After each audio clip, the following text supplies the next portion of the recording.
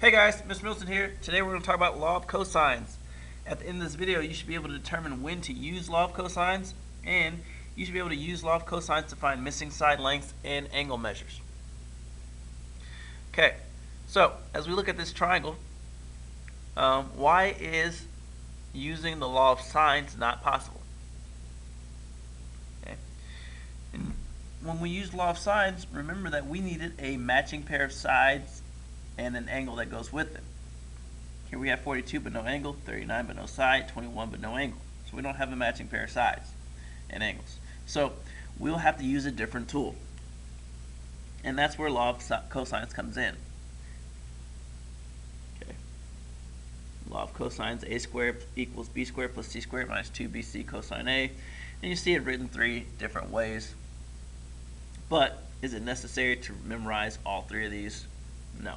If you can spot some of the common pieces to each. So, lowercase letters represent sides, just as it did in law of sines, and capital letters represent the angle. Okay, the side that is by itself matches the angle at the end of the formula. So notice that here, if we had side A by itself, then we were using the angle for A. The other two sides are in the two side portion of the formula. So use the law of cosines to find the value of x above. Give your answer to the nearest tenth. Okay, so we're trying to find this side. Okay, the angle that we know is angle A. So we can label these sides if, why not? Could be helpful. Okay, and so what we know, since we're using angle A, we're going to use this first formula. So we have a squared, which in this case is x squared, equals b squared, which is 21 squared, plus c squared, which is 42 squared, minus 2 times 21 times 42 times cosine 39.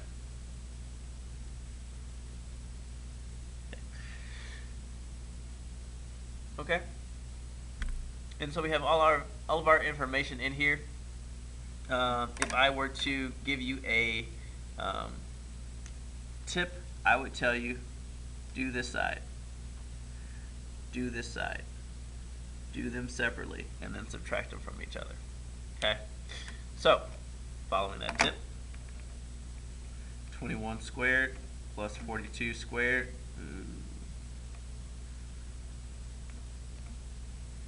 It's going to give us 2,205.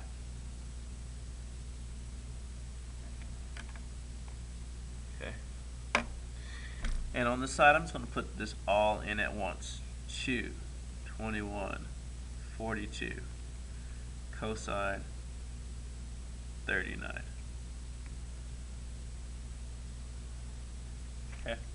And that's 1,370.88. Okay, now I'm going to write this down here. I will not, please do not round your answers until you get to your final answer. There we go. Don't round your calculations until you get to your final answer. So what I'm going to do is I'm going to say 2205 minus second answer. That way the calculator can use all the values that they got. And so now I get x squared, 834.114. I'll just write that down for myself. Okay, and then I'm going to take the square root. Again, I don't want to round until I get to my final answer.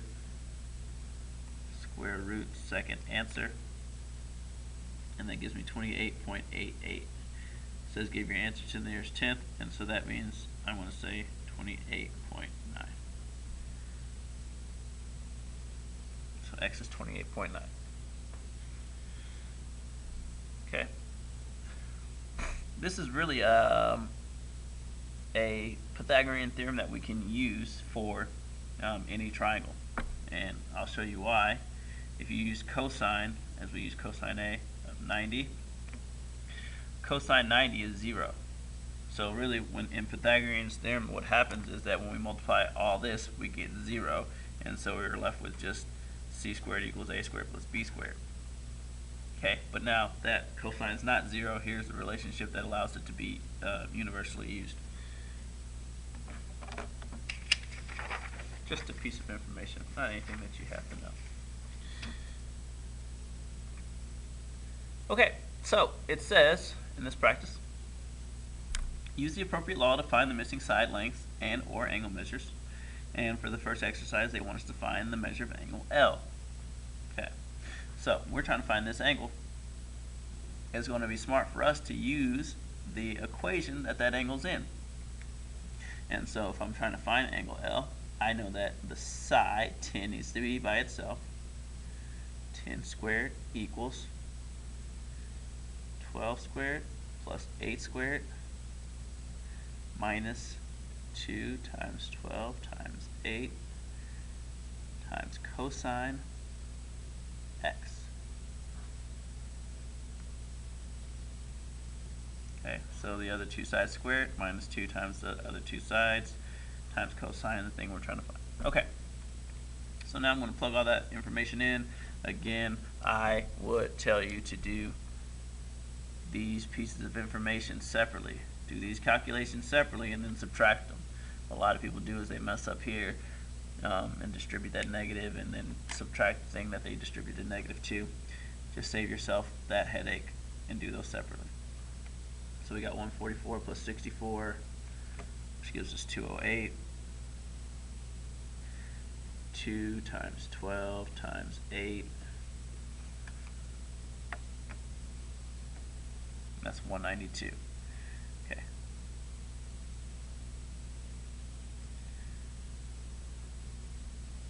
All right.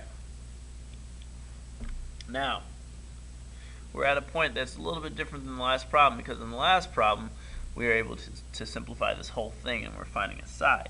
Here, we can't simplify this whole right side because cosine x is unknown. So, what we have to do now is we have to take steps to get cosine x. Now, again, just pointing out the major mistakes that people run into. A lot of people will want to subtract 208 or 192 from 208. Remember, you cannot do that because 192 is times cosine x. We don't know what that is yet. Okay, so we can't just subtract these. These are not like terms. And so what we need to do now is we need to subtract 208 from both sides. Get negative 108 equals negative 192 cosine x. Again, major common mistake is a lot of people forget that negative. It is negative 192 because we're subtracting 192 cosine x. Okay? And now that we were trying to get our cosine x by itself, we need to divide by negative 192.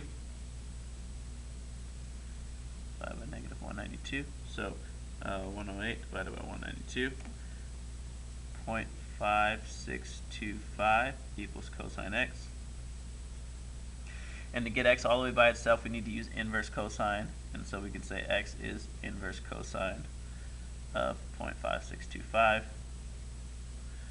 And in my calculator, I just like to say second. So inverse cosine, second answer. 55.77 or 55.8 degrees.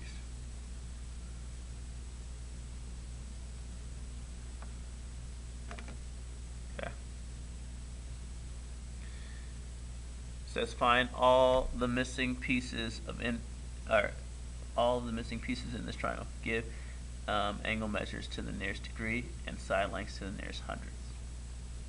Okay, so here in this problem, and if we could, guys, use the law of sines or use our right trig, we would prefer to do that over law of cosines. In most instances, we should only have to use the law of cosines once. So for this problem, they only asked us to find the measure of angle L. But once we found the measure of angle L, we wouldn't use law of cosines to find the measure of angle N. Hopefully we would be able to then use law of sines and say, okay, now that I know that this is 55.8, I can pair these up and then find the missing information from the other two sides.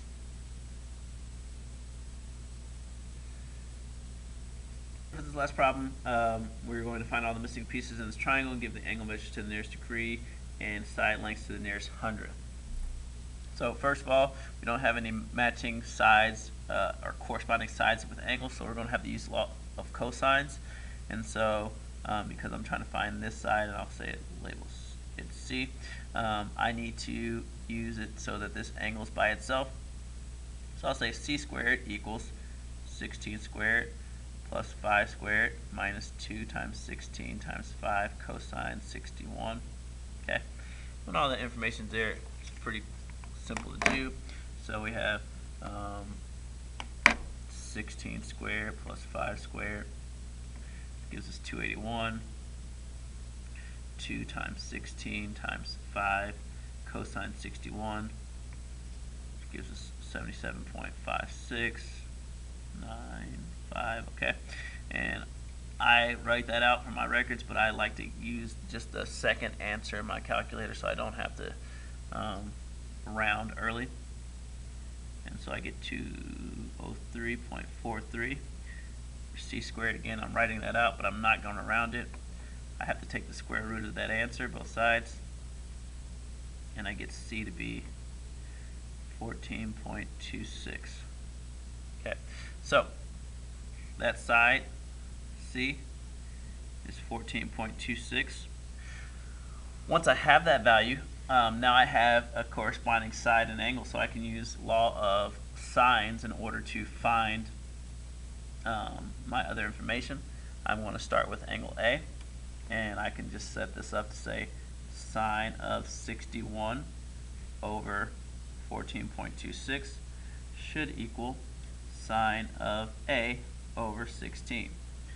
Okay, and so now I'm solving this. I'm going to multiply both sides by 16, and I get sine A equals 16 times sine 61 over 14.26. And I'll do that here, 16 times sine 61 divided by 14.26.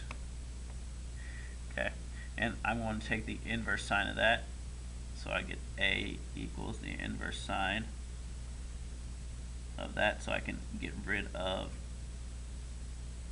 the sine and get just A by itself. So inverse sine of that answer in my calculator, and I find that angle A is 79 degrees. Okay, and so now the last one should be pretty quick because I know that this is 79 and this is 61. 61 plus 79, 140, 180 minus 140, angle C should be 40 degrees. Okay, so there we have it. Using law of cosines and law of sines together in order to find all the missing information. After you're done, you should check your answer to make sure it makes sense. I have my biggest side to my biggest angle, smallest side to my smallest angle, both are true. Okay, probably a pretty good answer. Alright guys, that's the end of this chapter. See ya.